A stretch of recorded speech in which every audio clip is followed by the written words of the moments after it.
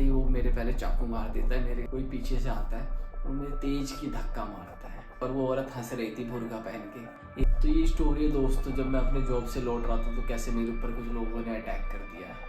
दोस्तों ये बात है लगभग शाम के 7 बजे की। मैं अपने क्लाइंट से मिलने गाजियाबाद की तरफ गया था दिल्ली से। मैं दिल्ली में बुराड़ी साइड में रहता हूँ। बुराड़ी को तो आप जानते होंगे, बुराड़ी किस चीज़ के लिए फेमस है वो भी आप जानते होंगे। तो मैं गाजियाबाद से जब आ रहा था लौट के, लगभग 7 बज रहे थे, तो मैं अपनी स्कूटी पे था, ओला स्कूटर में ड्राइव कर रहा था और चला के मैं लगभग सिग्नेचर ब्रिज के पास पहुंचा था। सिग्नेचर ब्रिज दिल्ली में काफ़ी पॉपुलर है, जो दिल्ली में है वो तो जानते ही होंगे खैर, क्योंकि ये बहुत बड़ा छपरी का गड्ढा कहते हैं लोग इसे, पर जैसा है बढ़िया है सिग्नेचर ब्रिज।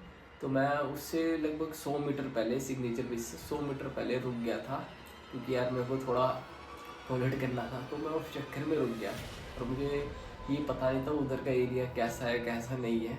तो हालांकि एरिया वो ऐसा भी नहीं था कि बिल्कुल सुनसान था, एक हाईवे था, चलता फिरता रोड था और उधर दुकानदारों ने अपनी रेडियाँ ठेली वगैरह जो लगा रखी थी, कोई गोलगप्पे बेच रहा था, कोई कुछ बेच रहा था। तो चलता हुआ रोड था, भीड़ भाड़ भी ठीक ठाक थी, इतनी ज़्यादा नहीं थी।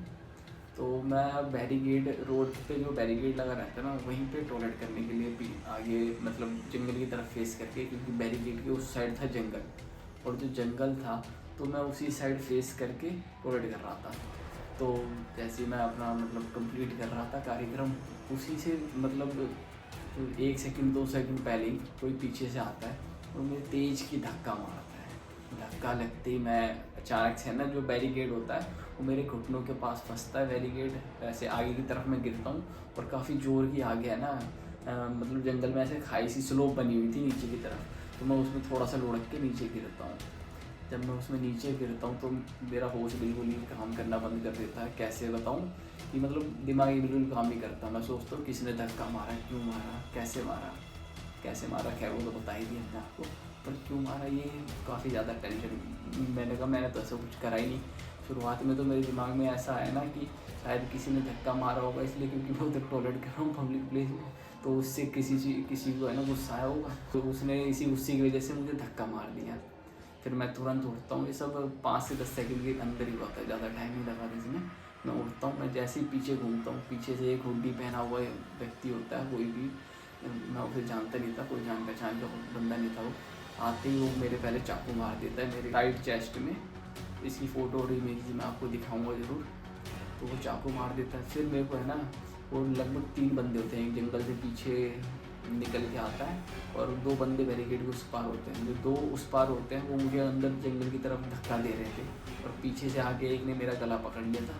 वो तीनों चाहते थे कि मुझे जंगल में पीछे की तरफ खींच ले और वहाँ पे उनका इरादा शायद लूट-पाट का था और उन्होंने पहले ही चाकू मार दिया। अगर उन्हें लूट-पाट ही करनी थी तो कम से कम चाकू तो नहीं मारते यार, मेरे से मांग लेते तो मैं दे देता जो भी था मेरे पास उस टाइम, फ़ोन, पैसा जो भी होता।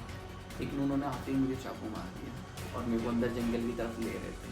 अगर मेरी जगह कोई और बंदा होता तो नर्वस होके है ना अंदर चला जाता और उनके कहने पे, मतलब उनका पूरा मारने का इरादा था, वो चाकू और मारते। एक चाकू तो लग ही गया था और 2-4 चाकू और मारते और शायद तब तक मारते जब तक मैं मर नहीं जाता।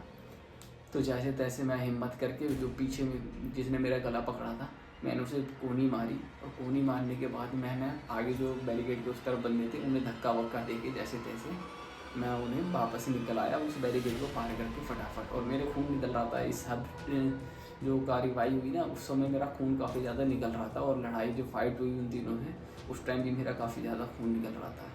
तो मैंने जैसे तैसे कंट्रोल करा, जो भी ब्लड निकल रहा था वो तो खैर निकल ही रहा था। मैंने ग्रीन कलर की हुड्डी पहनी थी, वो खून से लथपथ हो गई थी और मेरा हाथ भी खून से लथपथ हो गया था।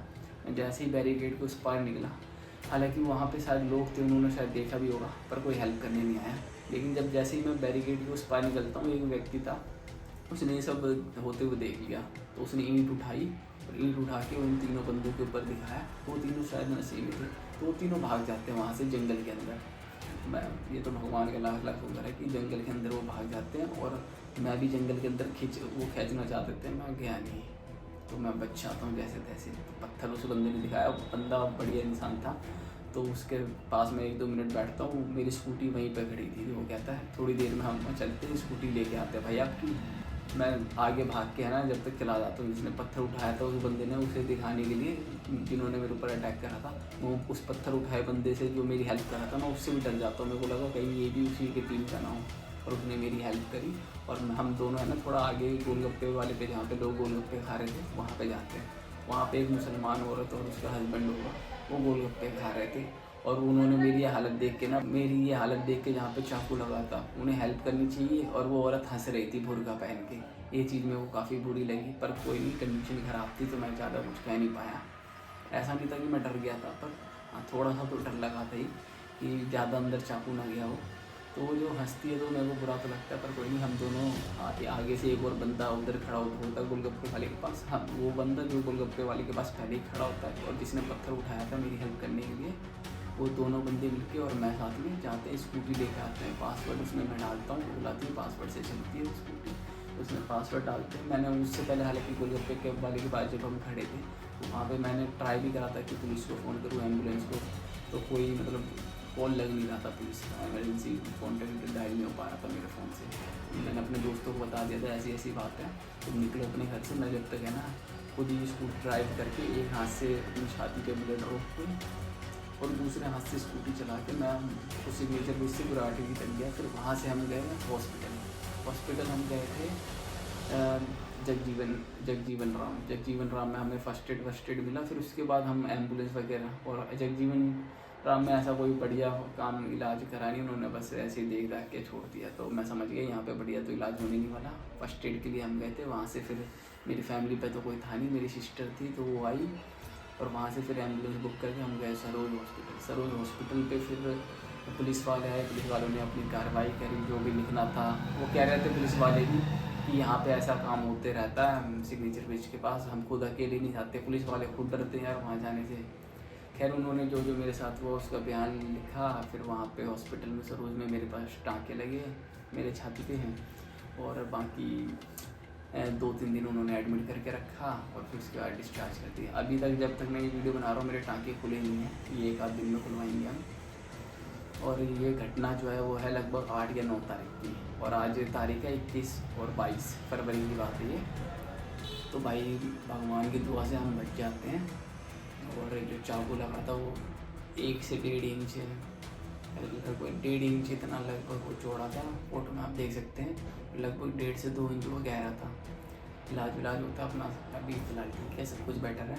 पर मैं ये कहना चाहता हूँ भाई, मेरे को 2 चीज़ें काफ़ी बेकार लगी। एक तो भाई जो दिल्ली में अनसेफ इतना हो गया कि दिन दहाड़े आके साला कोई भी चाकू मार के चला जाता है, तो ये भाई काफ़ी अनसेफ हो गया। अब तो मेरे घर वाले भी घर से नहीं निकलने दे रहे हैं। और साथ में जो औरत हंस रही थी मुसलमान, इसमें कोई धर्म का बात नहीं है, पर मैं कहना चाहूँगा जो बुर्का पहन के जो औरत हंस रही थी वो मेरे को काफ़ी बुरा लगा, चोट से ज़्यादा बुरा लगा वो, कि भाई ऐसे कोई हेल्प में नीड में है और तुम हंस रहे हो उस पर, वो गलत बात थी। और ऐसा नहीं चाकू लगने के बाद मैं कुछ वो हो गया था, मैं फिर भी कॉमेडी करते हुए अपने दोस्तों के साथ हंसते खेलते ही आया था हॉस्पिटल, क्योंकि मुझे इस चीज़ की थोड़ी है ना समझ है कि नर्वस होने से काम नहीं चलता भाई, आपको खुद लड़ना पड़ता है। तो आगे जैसा भी है देखते हैं। बाकी ये मेरी स्टोरी थी, और ये चैनल जो है उस पर मैं अपने है ना लाइफ एक्सपीरियंसेस शेयर कर रहा हूँ।